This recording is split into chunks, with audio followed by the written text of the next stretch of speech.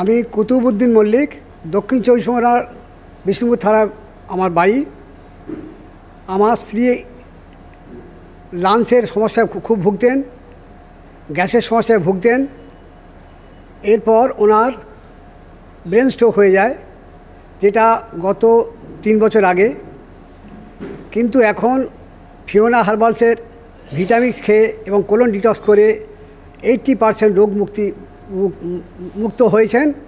এবং ওনার প্রায় 10 রকম মেডিসিন চলতো, আজকে কোনো মেডিসিন লাগে না।